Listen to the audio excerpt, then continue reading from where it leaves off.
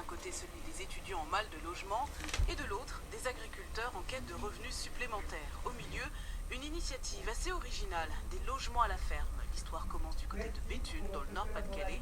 En 1995, l'université d'Artois ouvre ses portes. Mais problème, trop peu de chambres universitaires sont prévues pour accueillir les étudiants. Quand Philippe Amiel lance une idée, pourquoi ne pas les loger dans les granges en échange d'un loyer modeste? La proposition est alléchante.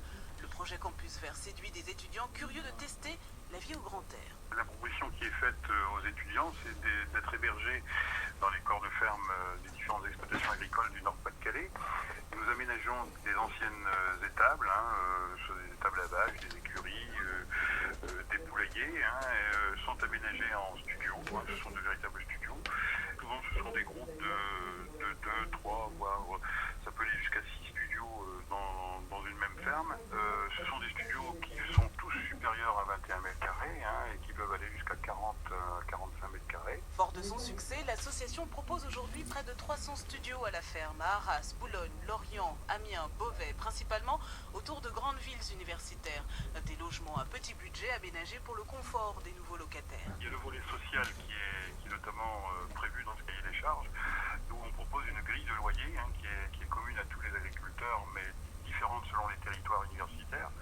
Et ces grilles, je vais vous donner la fourchette, ça peut aller donc de 250 € jusqu'à 350 € par studio, par mois.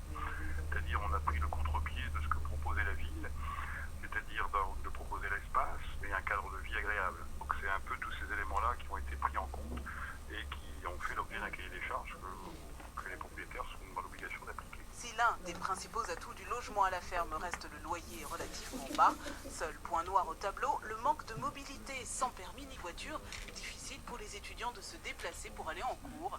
Mais pas de problème, selon Philippe Amiel, des systèmes de covoiturage sont à l'étude. En attendant, c'est la confrontation entre le monde rural et urbain qui est essentielle. Il était au départ pas naturel de voir des étudiants venir loger à la ferme.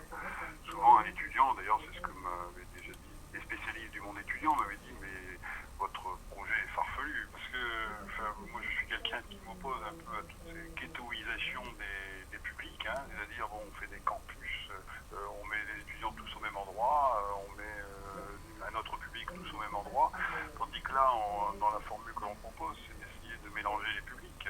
Vous savez il est plus facile de vivre en ville, connaître la ville que de vivre en campagne et connaître la campagne. Moi je sais qu'il y a des étudiants qui ont été enchantés par le biais de l'agriculteur de connaître tout un monde rural.